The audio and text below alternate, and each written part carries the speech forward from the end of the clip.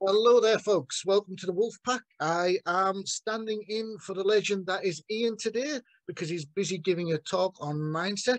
So with us today, we have a lovely bunch of experts that are going to give their knowledge and what they got with practical steps to help us. So I'm going to give a very brief outline of the people with me that are here to speak today. So we have the lovely Wahinda. So if you'd like to say hello. Hi there. We've got Anthony. Hello. And we've got Stacey. Hiya. So those are our three experts that are going to basically go through and talk about depression and their experiences and some of the practical ways that they can help everybody and how to get past and move through depression. So I'm just going to give a very brief outline of what depression is for those that are lucky enough not to have ever got that down. But depression is more than just feeling down. It is a long, usually 2 weeks or more, feeling of very low moods. It can affect things like your appetite, your sex drive. It can give you pains that are not medically explained. It can affect every area of your life. It can totally destroy your motivation, not just for the normal day-to-day living, but just everyday tasks, things that you don't even think are tasks when you're not depressed. Things like getting up, getting a wash, getting yourself ready, basically looking after yourself, that we just do automatically and think for granted when we're healthy, essentially. So what I'm going to do, I'm not going to labour over the point. I'm going to pass on to everybody their personal experiences. We've got two people here that have been open and talk about their own experiences with depression. And I think that will give a much better insight than any sort of clinical or written down definition, because it's much more real, it's much more relatable. So to begin with, I'm going to start with the lovely Wahinda, who's going to tell her little story and explain some really good practical steps on how to help yourself. Hi there. So I'm Wahida Finley. I'm an anxiety and panic attack therapist, and a lot of my clients do have depression. So I help people that have that, they can't get up, they can't get out of bed, or they've stopped working and just don't want to leave the house. I've suffered from it as well in the past. So if I just quickly give a bit of background, when I was 26, I suffered from depression. I suffered from depression. My boyfriend of 4 years suddenly got married to someone at the weekend. He'd seen me the weekend before and then sprung it on me that I just got married. So I went into shock and depression all at the same time. It's like my whole world had come crumbling down. And I also hated my job at the time. So I lost that as well. So I went into a dark hole where I didn't want to see people. I cried a lot and things like that. And it happened again later on in life, and I was married and that broke. And then later on when my dad died. So I've suffered from it a few times. But obviously I'm a therapist now. I've been a therapist for 11 years. So a lot of my clients do experience these sort of dark times, and when it gets to the point where they just don't have the motivation to get up, or they don't have the motivation to wash or eat or go to work or do anything, one of my biggest tips is, after we've done some of the therapy or to release whatever's causing it, I get them to do some really practical things, like I would like you to wash every day, I would like you to get up every day, because even if they are better, they don't actually know they're better because they've been doing this, not getting up, not washing, not seeing the world or fresh air every day. They don't realize they're actually better.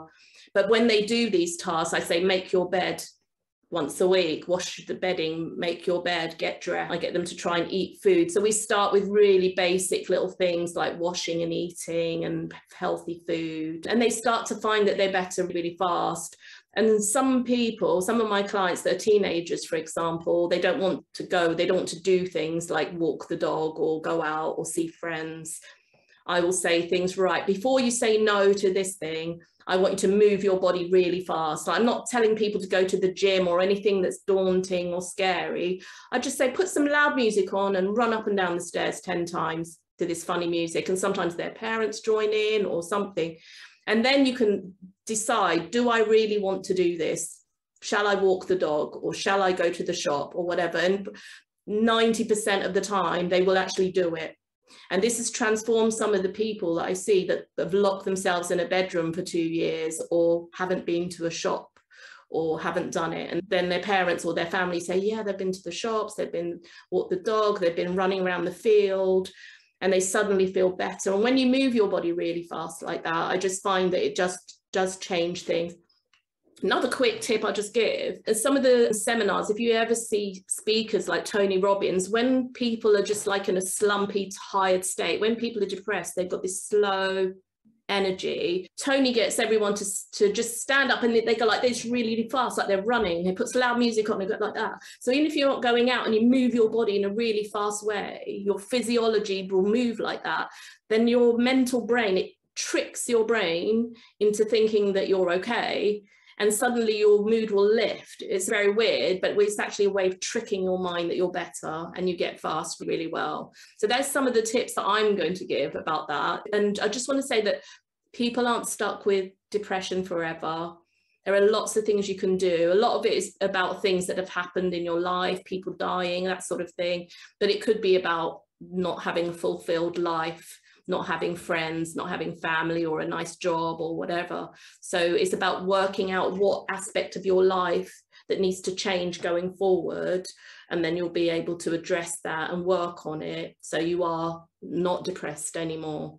Okay, so that's what my little tip. That is brilliant. And you actually, I had a question for you and you answered it at the end before I even asked it. So that was brilliant. The next person I'm going to introduce is Anthony. Now, Anthony isn't a therapist, but he has a lot of real world experience. In his own words, he's been there and he's got all the t-shirts. And I think that has a lot of value. And he's been good enough, and I think it's brave and really brilliant that he's going to share his own experience just to give people an idea of what it's like to have gone through that. Okay, so I'm going to shut up now and I'm going to pass you over to the legend that is Anthony.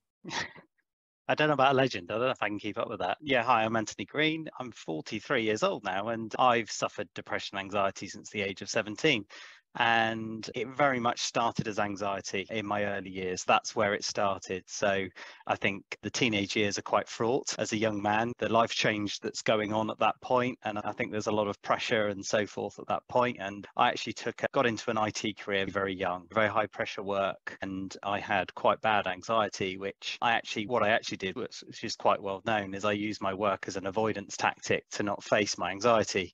So I would work and work and work because it was the time that I didn't feel anxious because I was so focused on my work. Now, the problem with that, of course, is that I ended up with a very unbalanced life. So I had a fantastic career I was in a place by 21, 22 that some people don't get to until they're 40, but I had very bad relationships with girlfriends that were very unstable. I didn't give my friends enough attention. I didn't give my family enough attention. I didn't give my own wellness enough attention. And over the years, I've found that the depression and anxiety has gone in waves of being really bad right through to being fairly light. But the thing that I really started to improve 4 or 5 years ago, and the reason I really started to improve, was I started to learn about the human mind really, and the balance that you need in order to create your life as a stable platform so that you can be happy. And through some of the volunteering that I do, there's a structure about the 5 ways of well-being, and those are connection, fitness, purpose, legacy, and ambition. So really about saying that you've got to have all of those things in your life. So you can have a fantastic work career, but if you don't have enough connection with family and friends, if you don't spend enough time looking after your body, your mental well-being, doing things like meditation and things of that nature, you're just completely lopsided. And what I also found was that a lot of that sort of obsessive work behavior led to a lot of unhealthy relationships with things like alcohol, which then created a lot of instability in relationships and behaviors, which then led to depression. I think, as I say, got the t-shirt over 20 odd years. And I think the biggest thing I've learned is that with mental health, you have to manage it. You have to learn what things help keep you in a good place, and you have to do them regularly, and you have to maintain it. People go to the gym or ride a bike or whatever to maintain their physical health. You have to do the same for your mental health. So you have to read the right sort of books, watch the right sort of programs, meditate, etc. I am also medicated. That is also part of a solution. I think the big message I would give people is that there is no one quick fix to this issue. You have to take it on your own path to learn about your condition, why you are in the place you're in, and use a bit of everything. Ian's helped me with hypnotherapy. like I say, I've done shed loads of reading. I've had lots of talking therapy.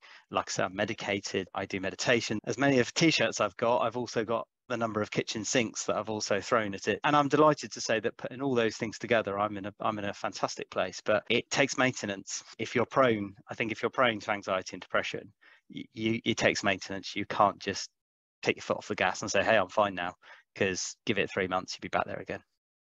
That is fantastic. And that is a really good point, is that we often think that we do something, we get better, and then we can forget about it. But when it comes to mental health, it is an ongoing journey. So it is something that's really important that we all remember. And understanding the difference between feeling down and depression. Depression is so much more than just feeling down. We all have moments where we don't feel our happiest, but that is not the same as depression. In the same way as being tired is not the same as chronic fatigue. They're a very different level. So that is absolutely brilliant. Thank you very much for sharing that with us, Anthony. Last but certainly not least, to give us a quick talk is Stacey. So if you unmute yourself, please, Stacey, and you're going to give us some great tips, I believe, yes? Am I? Okay. A coach and therapist. I use a combination of different techniques for various things because I work with an individual rather than a set, like depression, anxiety, trauma. They're things that the person may have, but they're still a person and I deal with the person. You deal with the person, not the label. Yes, the person, not the label, but I have noticed a few crossovers over the year. I do have several t-shirts, and I think what Anthony was saying about keeping on top of it is really important. For me, one of the big ones is always celebrating what I'd call the little wins. You know, I have people and they'd be saying, well, I need to do this, I need to do the other. And they'd come up with this whole lengthy to-do list of and feel swamped with it. And it's okay, we're not going to do the whole thing in one go. What's one thing that will make it better today? What's the one little win you can take from today? What one thing? And okay, one day, and someday it might be that they manage one thing and they achieve that and they'll feel a bit better about it. Another day they might manage 3 or 4 and feel great about it. But kind of that, building it up gradually. Less global. For you, it's less about trying to get them to do the whole global thing and just say, pick something and do that. Pick something, do that. And then at least it's like, I've achieved that today. And I will focus on that. That one good thing, I've done that. Yeah, that's great. And can it be even small? Hinda was saying before, it could be small, like just making your bed or having a shower. Yeah. Or Make bed, have a shower, pick up the phone and reach out and actually have some social contact, because that can be quite daunting. You want your friends and family, but also the thought of picking up the phone and speaking to them. Are they going to want to speak to me like this? I don't want to make them upset, or I can't really face it. But then you actually get them to the point where they do pick up the phone and do it. You'd be surprised how many times they feel a hell of a lot better for it. I know I certainly did, because your friends and family can't really do a lot if you're in your own little bubble and you're not actually communicating. But I know it can be hard to make that first step. This is a question for all three of you, really.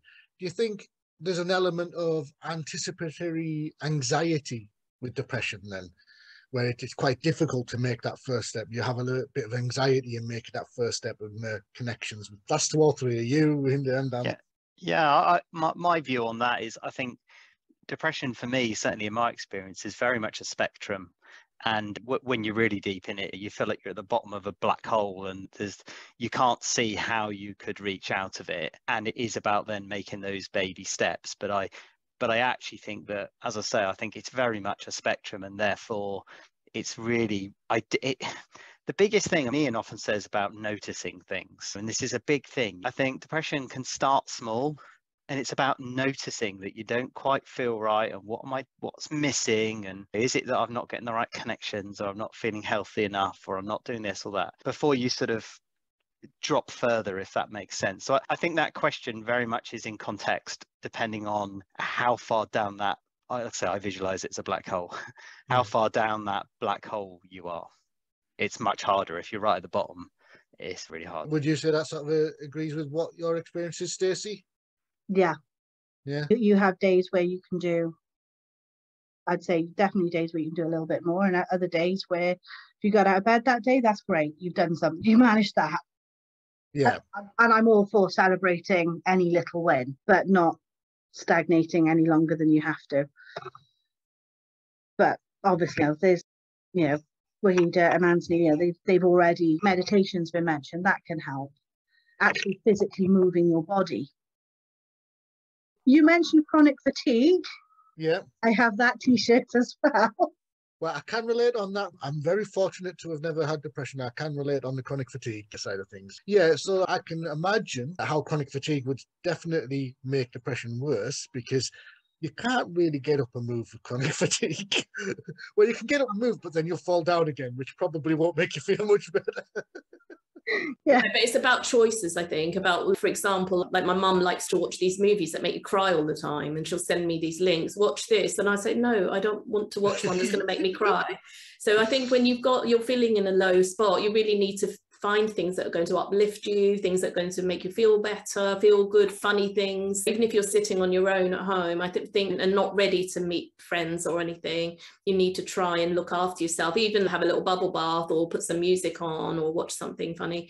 All these things will lift you up. And if you don't do that, you're just going to stay stuck in that sort of dark. And I think as therapists, I think every therapist that I know have some sort of morning routine or some sort of meditation. They all do little affirmations. They're priming their brain. We all look after ourselves all the time, daily, just in order to keep ourselves, because we know the importance of keeping ourselves in that good space.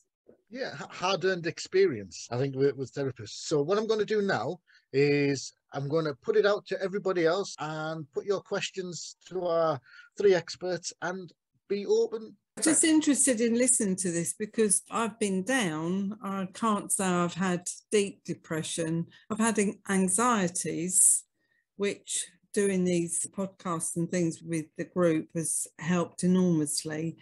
But my sister-in-law is extremely clinically depressed, and it's just good for me to hear all your comments so I can recognise where she is and what I can do to just help her get through it. She does do what you say, though. She does try and get up. She gets herself, she's 80.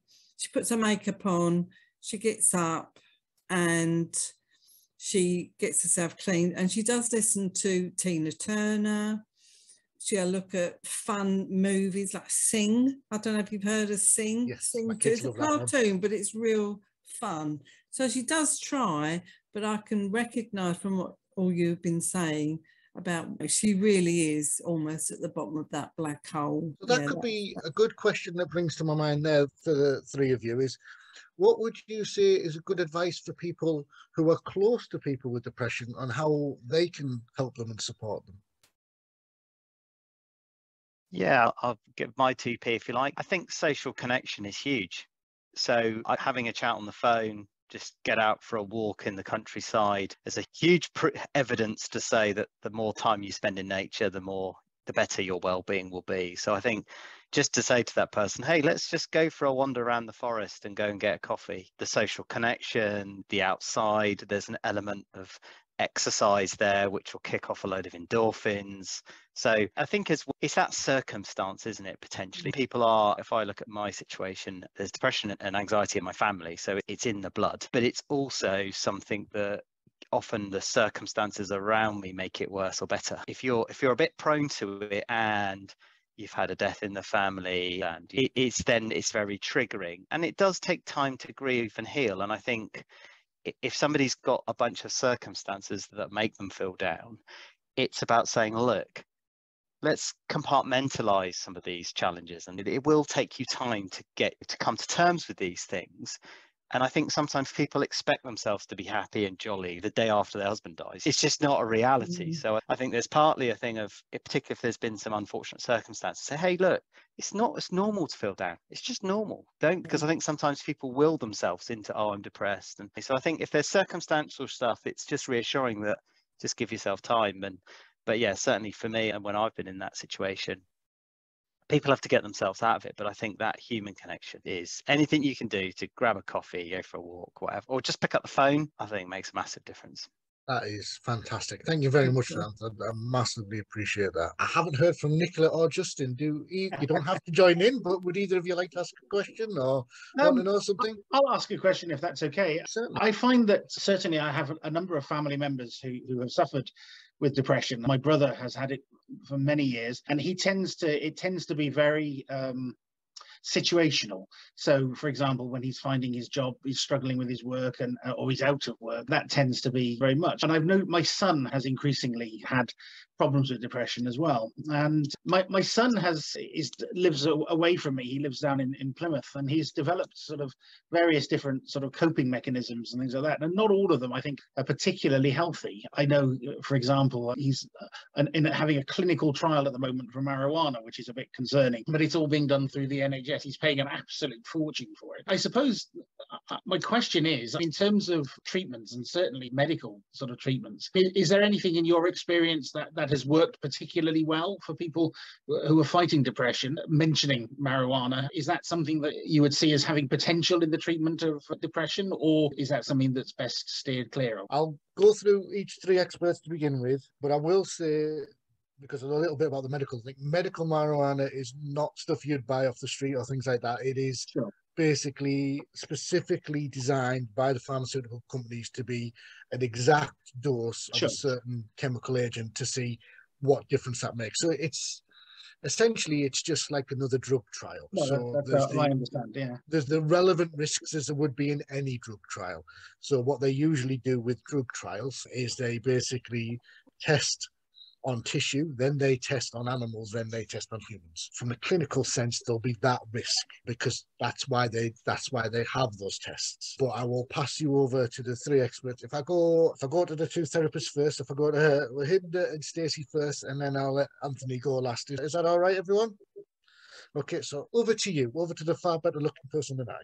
I'm muted, so I'll start. Okay, so a lot of my clients that come to me are already on medication for anxiety. They're on sertraline or citalopram or something like that for anxiety to help them sleep and things like that. If they aren't on it, I ask them to wait because I'm going to use hypnosis and things like that to release the causes. A lot of therapy that you get now, like talking therapies or counselling, are dealing with what they're feeling now, or they're dealing with the symptoms or trying to change that. I believe that we're not born like this. Babies aren't born depressed, babies aren't born anxious, and things happen to us, make us like that. We either learn it from our parents or watch something like that that's going to do that, or we get bullied at school, or later on. We could get it in childhood, or we could get it just because as an adult, because you lose your job and lose all your money or something like that, or parent dies. With the medication, it masks what actually is going on, and sometimes the medication, it might be good and help you from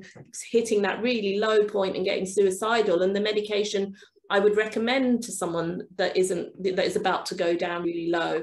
But if they aren't on it already, I would ask to seek therapy and counselling and help, or the type that I do, releasing it from the mind.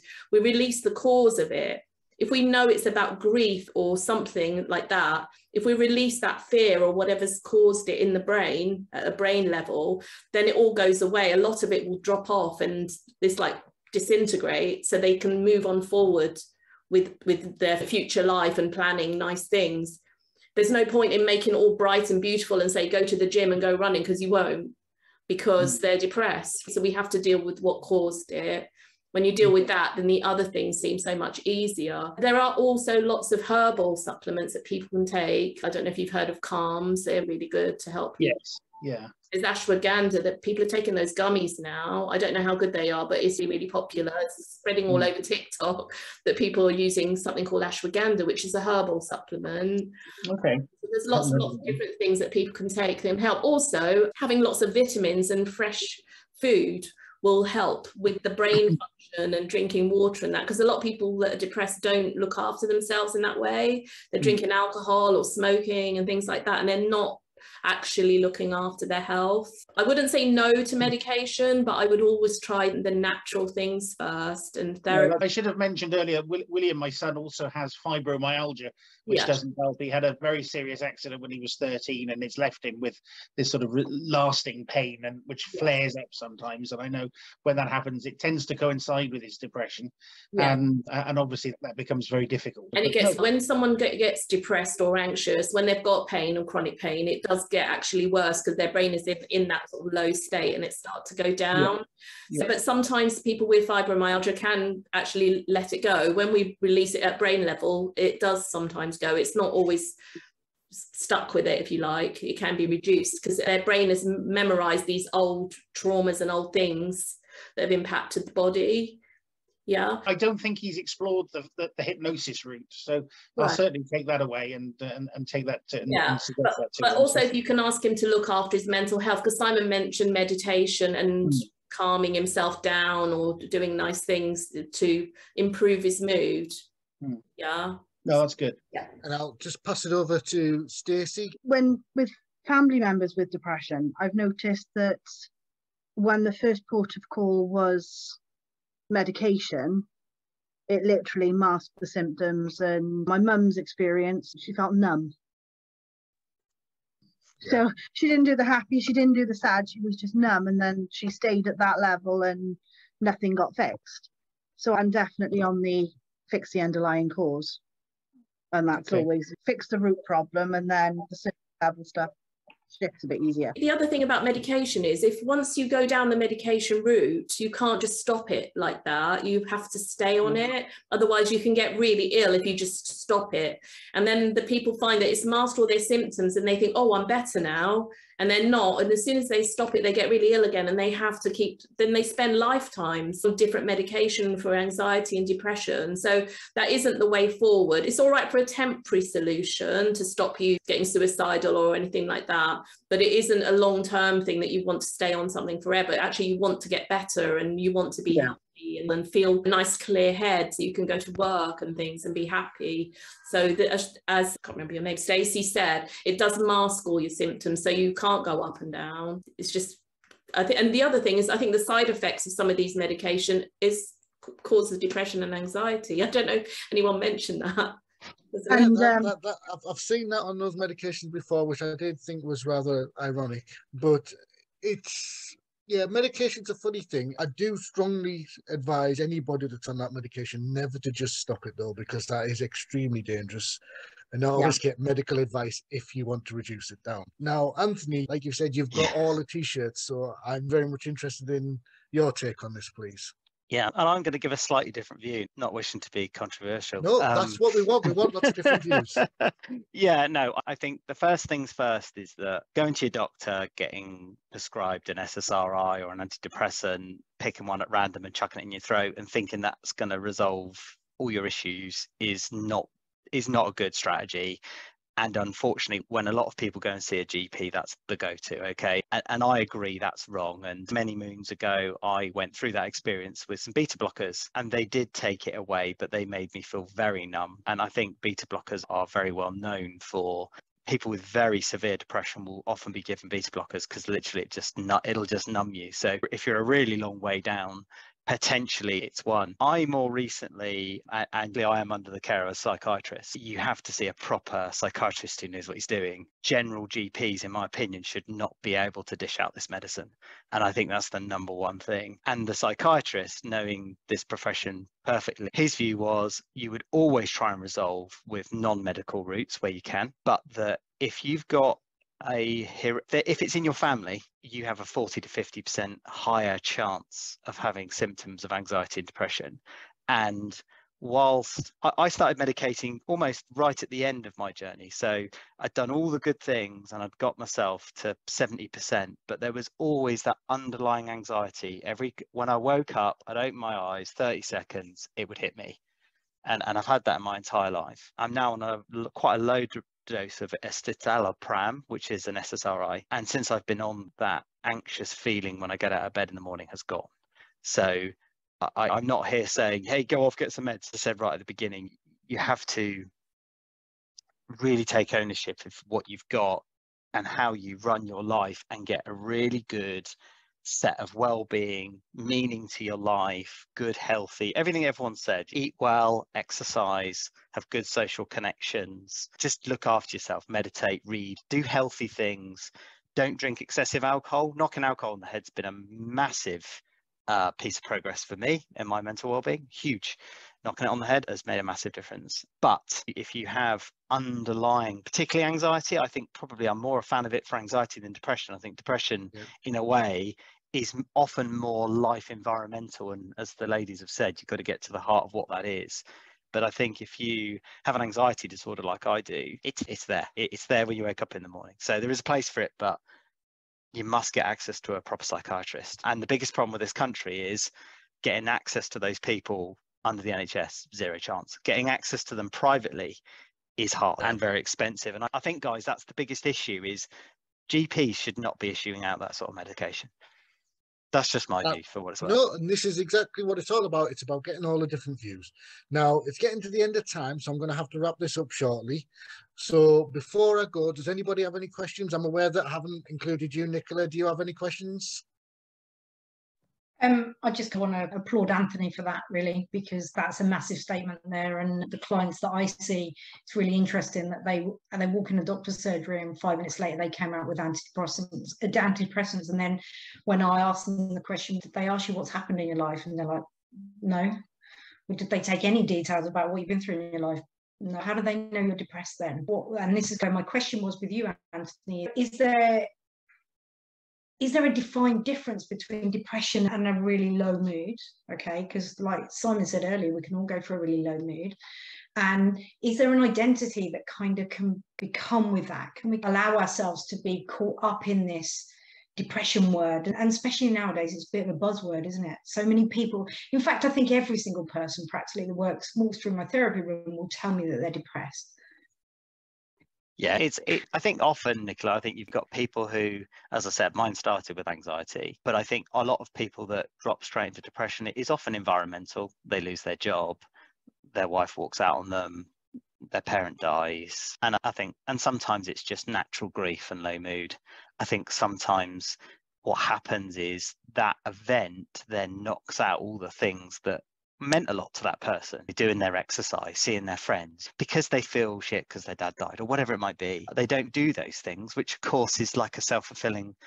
And like I said, I think that's why I do very much think it's a spectrum. And if I look over my years, there's been times when I've been a little bit depressed. There's times when I've been right at the bottom of that dark hole. So I think, yeah, I think there is those that have it through life circumstances, but I think we have to recognize there are people that have it hereditary in their family, and that makes that person much more susceptible to hitting a boulder and it having them not bouncing off. And I think, yeah, catching them when they bounce off it. But I do think sometimes, I think you're right, sometimes people, I'm depressed, you've lost your job, you've had a bit of a rough patch, yeah, you just need to grab yourself and shake yourself and get on with it. And again, just sometimes it can be a I don't want to use the word excuse because that feels too harsh, but sometimes it can be. Sometimes we can hide behind that. And I think it's really important what Wahida said earlier, and it's something that I use with all of my clients. You were not born this way. And this is where I agree with you on GPs. They don't ask that question. If you weren't born this way, then actually something's happened to create this. So what is it that's happened? Let's look at that. Let's work that through. And then maybe we'll lift this black cloud. But good on you, Anthony. That's a great testament for you for carrying that for a long time, but being able to smile today, hey? Yeah, my biggest message is I've taken the view, throw the kitchen sink at it.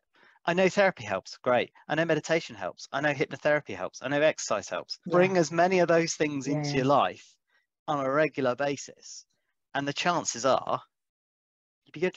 Something's going to stick. Yeah. Good on you. Okay, I'm going to wrap it up now.